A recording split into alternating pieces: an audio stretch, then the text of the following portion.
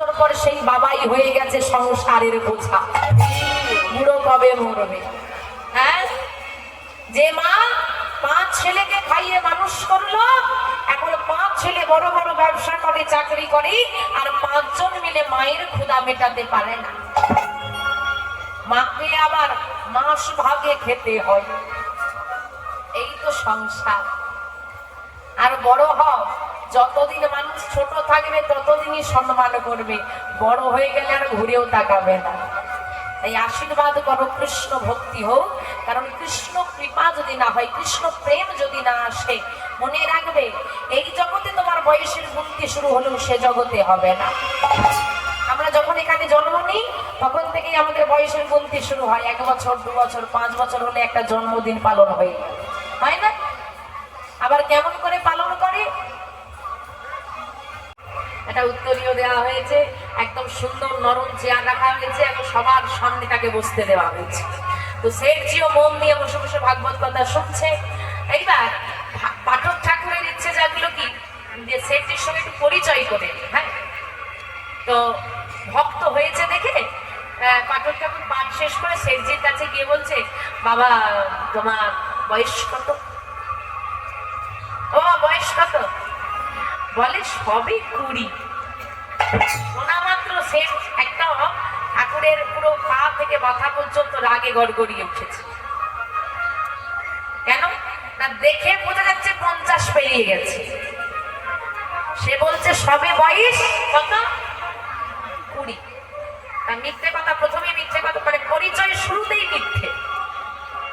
আচ্ছা ঠিক আছে, তো মেনে নিল, সংযত করেছে নিজেকে, বৈষ্ণব যেহেতু। আচ্ছা বাবা তোমার আমার গহরে না, আমাদের গহরে না, আমাদের গহরে না, সঙ্গে তাই এলো রে গহরেলো, গহরেলো, গহরেলো রে, সঙ্গে তাই এলো রে গহরেলো, গহরেলো, গহরেলো রে, সঙ্গে তাই এলো রে আমাদের গহরেলো রে সোনার দিয়া করে হরে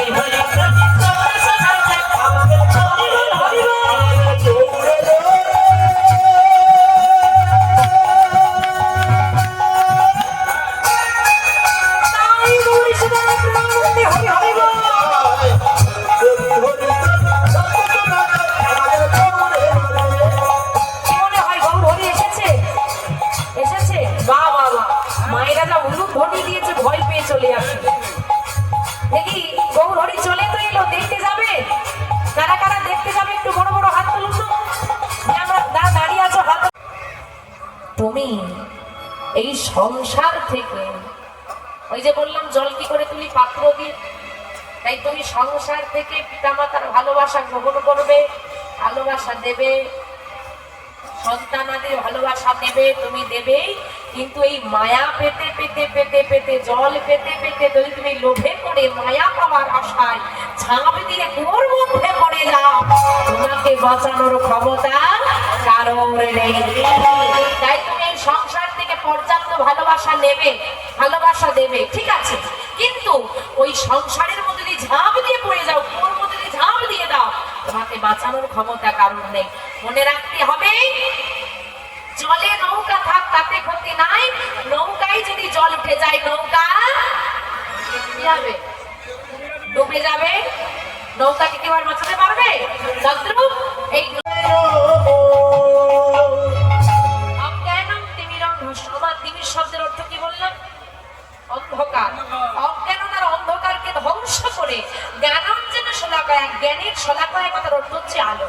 জ্ঞানের আলোটা যিনি জেলে দেবেন তিনি হচ্ছেন গুরুদেব। যিনি আমার জ্ঞানের চক্ষুটা উন্মোচন করে দেবেন তিনি হচ্ছেন গুরুদেব।